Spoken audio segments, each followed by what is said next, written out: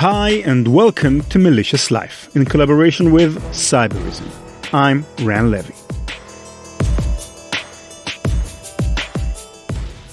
At an age when most of us were graduating high school, going through our rebellious phases, deciding what we want to do with our futures, Nikita Kuzmin was a prime target of the American and Russian governments, making hundreds of thousands of dollars off the criminal underground. His friends were some of the most respected hackers of their time. He'd built 76 Service, the most sophisticated malware business to date, and now in his 20s was working on a new 76 Service so good that it'd make the first irrelevant.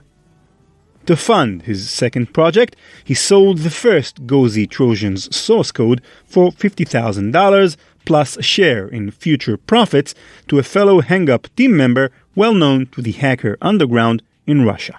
His name is NSD, and he will make a comeback later in our story. Between 2007 and 2010, Nikita worked on modernizing his malware, mostly by contracting hackers for hire. 3 years on, little meaningful progress had been made, so just as he did in 2006 for the first Gozi, he recruited some help. If you visit the Wikipedia page for Denis Shalevsky, you might find it confusing. It claims he is the creator of the Gozi virus, which he is not. But even more confusing are the apparent contradictions in his life. He's a criminal and the founder of social nonprofits, a malware author, but also a certified data protection officer. That's like being a cow and a fry cook. Most hackers look pretty bad in pictures. Unkempt hair, a t-shirt, Dennis, on the other hand, always looks like he's ready to give a TED Talk. So who really is this Denis Shalovsky? Is he a cyber criminal fronting as a tech professional, or a good guy who fell into a bad situation? Over the following half-decade, many important people would disagree on the answer. In 2010, though, when he first started working for Nikita Kuzmin, Denis was a relatively ordinary hacker in his early 20s. Working as a freelance programmer in his hometown of Riga, Latvia, he'd been short on cash ever since his father contracted cancer. In online forums, he went by the moniker Miami. Prematurely balding, skin whiter than Latvian snow, you'd have to say the name didn't really match the face, but what he lacked in melatonin, he made up for in coding skills. Shalevsky's job was to modernize Gozi by upgrading its form-grabbing feature into an HTML web-injecting feature. In the 4 years since 2006, banking Trojans had advanced past Gozi. In addition to simply reading off and extracting data from forms, the best banking Trojans could perform man-in-the-middle hacks, actively modifying web sessions on their host computers. You can think of it like this. Bank Trojans in the early to mid-2000s were like somebody who peeks over your shoulder while you visit an ATM. By the end of the decade, banking Trojans could build their own ATMs. You'd walk up, not realizing anything was wrong, even as you handed criminals your highest sensitivity information. That's what Nikita wanted for his newer, better Gozi. On September 20th of 2010, he sent Denis his source code as a RAR file. A few weeks later, the upgraded program was ready for action. Gozi version 2 featured keylogging, screen capturing, it monitored network traffic, grabbed logging credentials stored in browsers, and hid itself from plain view by using a rootkit component. Most importantly, Denis's web inject was a success. Whenever an infected computer user visited an online banking site, just as logging forms were loading up, the program would insert its own form onto the web page. These forms would look just about indistinguishable from the bank's website, except they would ask for even more and more sensitive information than you'd otherwise have to enter in order to view your account. So the malware didn't have to rely on bank forms asking for that information. Like a criminal who builds an exact replica of an ATM, Gozi was well masked. Its victim might not realize that anything was wrong, as they gave up their name, birthday, social security number, and whatever other data a hacker could have wanted. The only clue that something was wrong, in fact, was all the data these forms asked for. A savvy computer user might ask, why do I need my credit card number, driver's license, and mother's maiden name just to get into my bank account? But most of us are not so cautious, especially when the web page doesn't look at all out of the ordinary.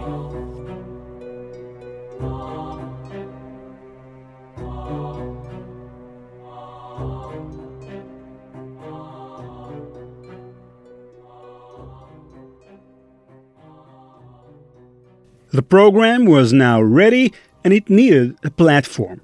Kuzmin brought on another partner to handle everything server-side, a role once occupied by his former partner, Exoric. That new partner was Mihai Ionat Paunescu. Mihai was in his late 20s, tall, darker white complexion, crew-cut black hair, living in Bucharest, Romania with his girlfriend. Online, he was known as Virus. A bit on the nose, if you ask me. Unlike Denis Shalevsky, Mihai was not a complicated figure. There's no questioning what his motives were or what kind of a guy he was. He was a criminal, though, ironically, his father was a lawyer. Mihai was good at what he did, but not particularly careful about it. His online footprint could have been discovered without much more than a Google search. And he was cocky. In one instance, authorities uncovered a text message exchange between he and a client. The client wasn't being responsive. "Answer me, Bennett, I'm Virus," he wrote. Mihai's trade was bulletproof hosting. Bulletproof hosts provide a platform for the kinds of internet users whose content would otherwise be flagged by reputable internet service providers. There are cesspools of violent material, illegal pornography, and especially malware. Aside from allowing cybercriminals a platform to thrive, bulletproof hosts provide a level of anonymity that protects clients from being traced by law enforcement. Mihai was adept at covering up criminal activity. If an IP address associated with a given client was being flagged or investigated by authorities, he would move the client to a new network and a new IP address based in a new country with less strict cybercrime enforcement. Like Nikita, Mihai approached cybercrime like a businessman. He purchased his servers from legitimate providers and usually sold them at a markup of around 3 times their original cost. He called his service Powerhouse, hosting around 130 servers at a time, renting them out for 100, 500, sometimes over 1,000 euros per month. Half of Powerhouse's renters were websites which hosted malware. Leaked data obtained by Brian Krebs revealed that its biggest client was Taobao, a major distributor of spam and fake herbal supplements advertising. Other clients used Powerhouse to launch DDoS attacks or drop stolen bank and credit card information obtained with Trojans like Zeus and soon Gozi. I chatted with Mihai over Facebook Messenger. For reasons you'll soon understand, he didn't want to speak openly about Gozi, but claims he never talked to Nikita or Denis. The way he sees it, Gozi was just one more customer of his. Hosted by Powerhouse, Gozi and 76 service were relaunched in fall of 2010. This second time around, the service didn't sell quite as well. The price of a typical 76 service subscription was the same, $2,000. But the market was different now. Zeus was now by far the world's biggest banking Trojan. In 2009 alone, Zeus had infected approximately 3.5 million machines worldwide, far more than Gozi ever came close to. Gozi was no longer the hot new item. In one text conversation intercepted by the FBI, Nikita pleaded with a customer, quote, "Why do you need Zeus? Take my Trojan. Mine is much cooler. It doesn't get burned by proactives and works with Windows 7 and Vista." End quote. This, however, paled in comparison to a much bigger problem he had. No matter whether Gozi 2 was a success or not, Nikita, Dennis, and Mihai were screwed from the start. The FBI, which, if you remember, were tracking Gozi ever since Don Jackson's investigation in 2006, were already after the mastermind Russian hacker behind their infamous banking Trojan. In May 2010, they'd received a legal warrant to tap the boys' phone, intercept their online communications, and start taking 76 servers offline. The main target of their surveillance had no idea it was happening. While selling 76 service, Nikita was talking openly to people online about the kind of stuff that helped his pursuers track him down. He told one person about the make and model of his car and often publicized updates on where he happened to be at any given time. He gave his bank information to a client for a money transfer and to another his email address, which was tied to a social media account where he posted pictures of himself and his friends. It's easy to forget in all the criminal masterminding that Nikita was only just 22 years old at that point. But reading what he openly shared online, we're reminded of it. He wrote to one hacker about how hard he worked to get his girlfriend into a Russian magazine equivalent of Playboy. Other times, he reminisced about his plans to travel the world. On November 19, 2010, for example, Kuzmin sent an instant message to another hacker. Quote, "I think I will go to Thailand and then I'll go somewhere else and get lost," he said. 3 days later, he was in Bangkok. As fate would have it, 5 days after that, Nikita flew to San Francisco. Bad idea. He was apprehended by US police upon arrival.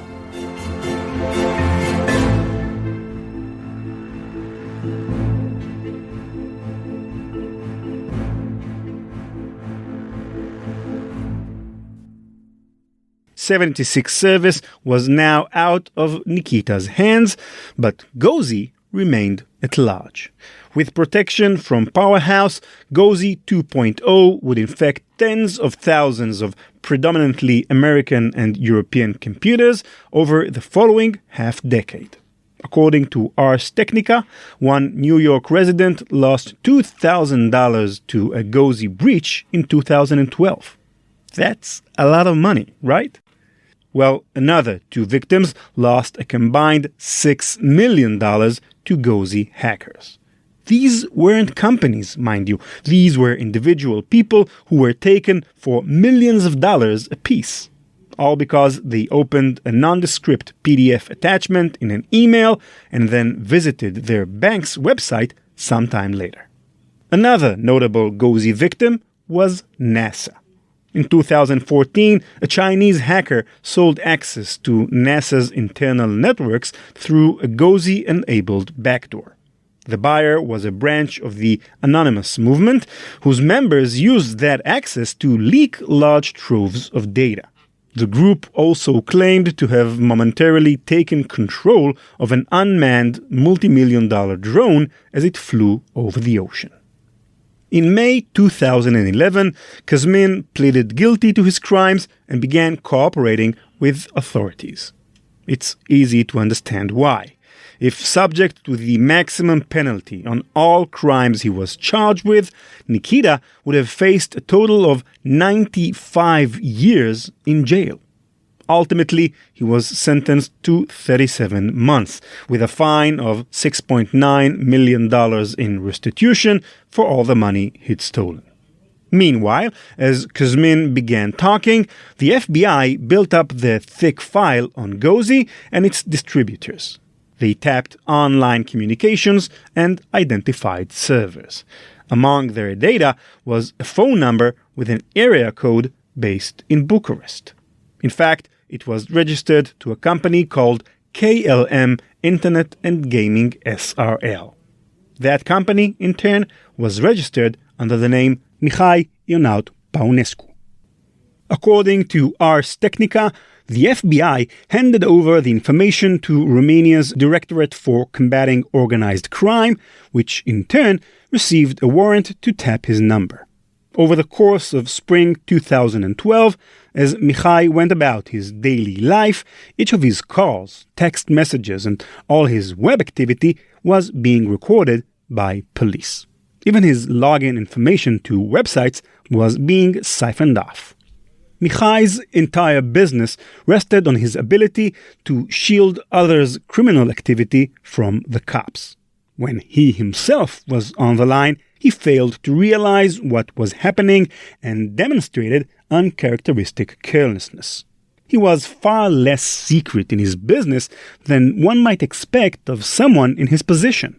Romanian authorities often watched on live as he visited adminpanel.ro, the administrative site from which he oversaw the status of his 130 illegal bulletproof servers. What they discovered was outstanding. All of Mihai's business, all of his notes, were laid out right there in front of them. They were both highly detailed and surprisingly unconcealed. Each of his servers had a number, an address, a port, a name associated with its renter, the price he bought it at from a legitimate provider, and the price he sold it for. He even wrote little notes about what each server was being used for. For example, spyware/malware, Facebook spam, or simply illegal. All that was needed was for Mihai to confirm himself as the proper owner of that phone he was using to access his illegal black market business. One day, he called the Romanian commercial bank to ask how he could withdraw $20,000 from his account. When asked for his name, he stated it, Mihai Ionaut Paunescu. When asked for his ID number, it matched the national record. And that was all the authorities needed. On November 27, 2012, Mihai was arrested at his home in Bucharest. He says he was not surprised. Someone let him know that the police was on to him, and so he was expecting a knock on the door to come at any moment. When I asked him why he didn't flee Romania if he knew he was about to be arrested, he says he figured that if he stayed in the country, he won't be deported to the United States to stand trial there. And he was right. He was arrested for 4 months, but not deported. The criminal case against him is still being processed by the Romanian judiciary system, which is why he was reluctant to talk openly about his ties with 76 Service. He says he has a family now, and if he could go back in time, quote, I would change a lot of things, end quote. Denis Shalevsky was arrested in Latvia that same month. But his case was quite different. As his story became known to the public, he became a kind of martyr figure in his home country. Latvian courts ruled that Denis should be extradited to the United States for his crimes. He appealed the decision twice and lost both times. But he was not immediately sent to the United States. People in high places took issue with his case, believing that the potential punishment was not equal to the crime. Denis was facing up to 67 years in an American jail cell, all for writing just one component of a malware bought and sold by much more hardened cybercriminals than he. In a public statement, Latvia's foreign minister compared Denis to Gary McKinnon, the autistic script kiddie hacker from Britain who could have been sentenced to life's prison had he been extradited to the United States. Denis, like Gary, had a groundswell of support from local citizens who hardly viewed him as the evil mastermind he was portrayed to be in American reports. While awaiting his sentencing, for example, he founded several non-profit organizations meant to help his local community. On August of 2013, the country's cabinet ministry voted 7-5 in favor of the extradition, with one abstaining vote. The decision was probably agreed upon in light of a plea agreement Denis signed with U.S. law enforcement, stating that he wouldn't contend with any prison term amounting to 2 years or less. He was shipped overseas in February of 2015. In September 2015, he pleaded guilty in U.S. court to conspiring to commit computer intrusions. He told the jury that he was working as a freelancer at the time he wrote Gozi's inject feature, and that he did it as a way to raise money while his father was fighting cancer. I must say, it was the biggest mistake, he admitted. In January of the following year, after 11 months in Latvian prison and 10 in U.S. prison, a New York District Court judge concluded that Denis had been punished enough, sentencing him to time served. In explaining her reasoning, she cited Denis's relatively minor role in the operation and the relatively little money he earned from it. She told the court that Denis's, quote, unusual individual characteristics will not cause others to follow in his footsteps by my not giving him a longer sentence, end quote. But that's not where our story ends. The legacy of Gozi reaches far past what happened to Nikita or his partners. Long after they all exited the picture, Gozi continued to find success in the wild. The code spread around and, like Hexdoor before it, Gozi became less a single Trojan than a template for many hackers to make their own Gozi-like Trojans. For example, there was the Russian crime syndicate under the title of Project Blitzkrieg. On September 24, 2012, as Nikita Kuzmin sat in American custody and police forces in Latvia and Romania prepared to arrest Denis Shalavsky and Mihai Paunescu, two Russians shot a recruitment video.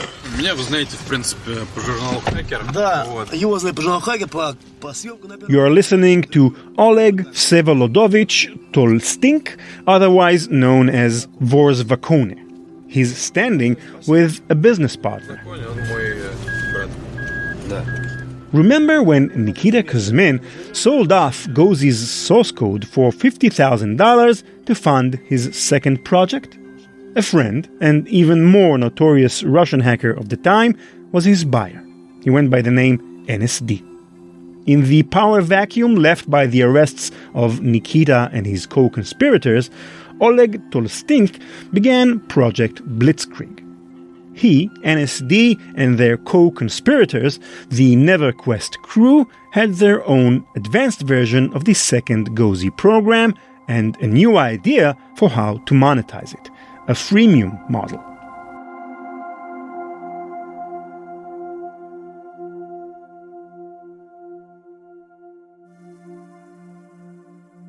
Say you're a hacker and you'd like to join a criminal syndicate. Well, here was your chance. You could apply to join Project Blitzkrieg simply by demonstrating capability and loyalty in an online interview. From there, you will receive the builder kit, a manual, and training. A $400 educational fee could be waived if you possessed your own server, bots, and accounts. Once you've passed your training, you are part of the team. For 4 years, NeverQuest crew prepared this scheme. They improved on Gozi's source code, adding a feature that would allow a hacker to access a victim's bank account by cloning just about every component of the infected computer's identification. Then they announced their scheme to the world, writing, quote, "After we have 100 active members of the system, each one will be given a large number of accounts and loads with no upfront payment, i.e. you don't have to invest money, but rather learn to use the Trojan and wait for a large number of accounts from us. The goal? To gather en masse and simultaneously process large amounts of the given material before anti-fraud measures are increased." End quote. It's kind of genius, right? Either that or stupid. The plot became known to security experts around the world who could only wait to see what would happen. It turned out in the end that Project Blitzkrieg wasn't a blitzkrieg so much as a slow drip. NeverQuest used Gozi to hack many individual bank accounts over 2012 and 2013, but none of such a grand scale as was promised. Using Gozi, they cracked 1,600 StubHub accounts, stealing $1.6 million worth of concert tickets with the intent to resell. 7 members of the group from New York, London, Toronto, and Spain were arrested. No Russian was taken into custody, and by all accounts, both Vovzakone and NSD remain free men to this day. Which brings us to a larger point. What connects Nikita Kuzmin, the main character of this story, with Oleg Tulstink, a successor of this enterprise, is not just the code that they shared. It's how people like them end up the way they are. Consider this. Why did Oleg feel comfortable showing up on camera promoting a criminal enterprise? The answer is actually right in his name. If you translate Vovzakone into English, it means thief-in-law. Thief-in-law is a Soviet term referring to a class of criminals that operate outside the purview of the law. Nikita and Oleg are thieves-in-law. If Nikita never traveled to California, he'd have remained a free man and a multi-millionaire to this day. Russian authorities almost certainly would not have arrested him, just as they hadn't arrested any Russian members of NeverQuest crew. Don Jackson once describes Nikita's, quote, enthusiasm for the idea that internet fraud, especially against Western targets, was a legitimate profession with better pay and perks than working for local computer and software retail outlets, university labs, and ISPs. End quote. The statement seemed ridiculous at the beginning of our Part 1 episode. But Nikita was right all along. Cyber fraud is a legitimate profession with better pay and perks than ordinary tech jobs in Russia. In Russia, it is no crime to do what either of these men have done. We opened the first part of this 2-part episode with a question. How does somebody end up becoming a hacker? It's a complex question without a single answer. One way to become a hacker, for example, is to be like Denis Shalavsky, skilled but in financial debt, in a situation where carefully considering the consequences of your actions falls short of meeting your immediate needs. Or you could be like Mikhail Paunechku, talented but amoral. Or you could be a Nikita Kuzmin. He could have grown up to be a successful tech entrepreneur, a security professional, or anything else he set his mind to. But he was born into a particular world around certain kinds of people and at a young and impressionable age turned towards the criminal underground. Why did he do this? For the same reason Oleg and NSD did. Because it was the rational choice. Young boys like them stood a better chance of owning Toyotas, nice clothes, big houses in nice neighborhoods if they used their talents maliciously against the right targets. The Russian state benefits from nurturing and protecting thieves in law who cause havoc against their Western adversaries but can't reasonably be tied to the government. Gozi is a malicious Trojan that caused hundreds of millions of dollars in losses for individuals and businesses across the Western world. But the story of Gozi is how a generation of cyber criminals was born out of a system that encourages young men to go rogue and use their promise and talent towards attacking the West. Most importantly, the lesson of Gozi is that the difference between a talented hacker and a talented cybersecurity expert might not be as innate as you'd think.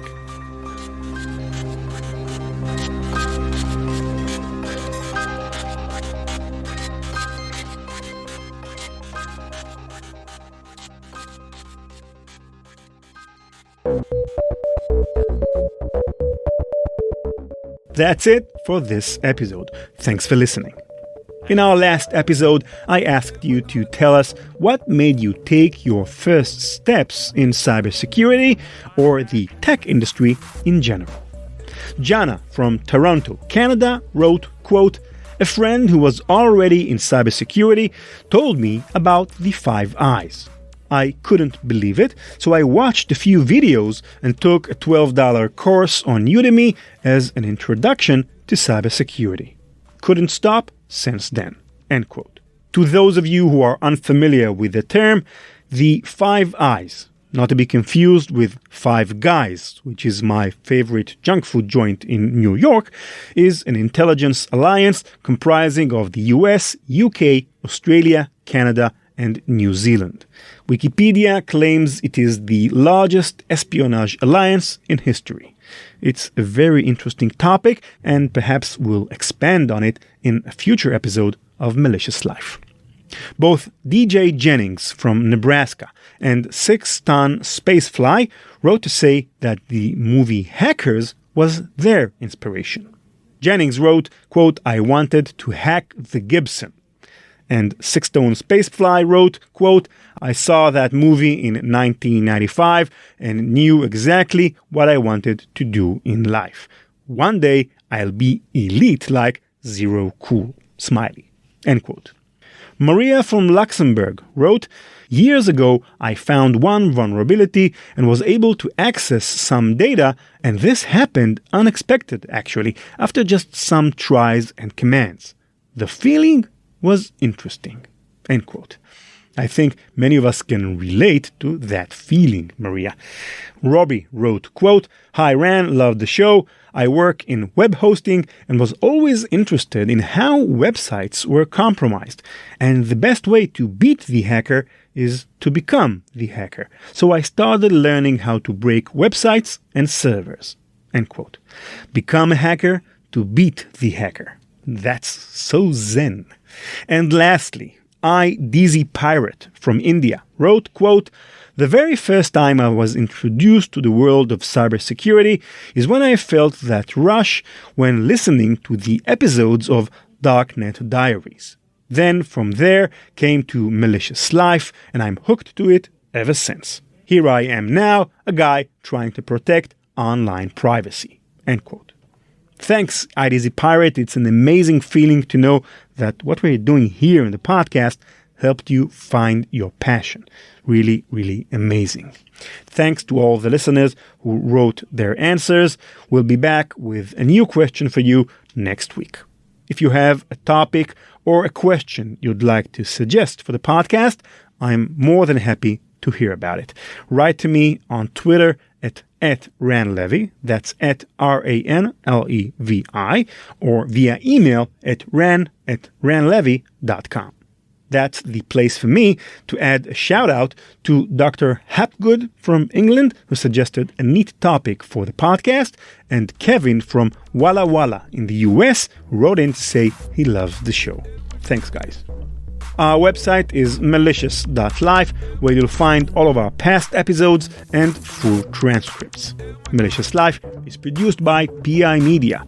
Thanks again to Cybereason for underwriting the podcast. Learn more at cybereason.com. Bye-bye. CK music.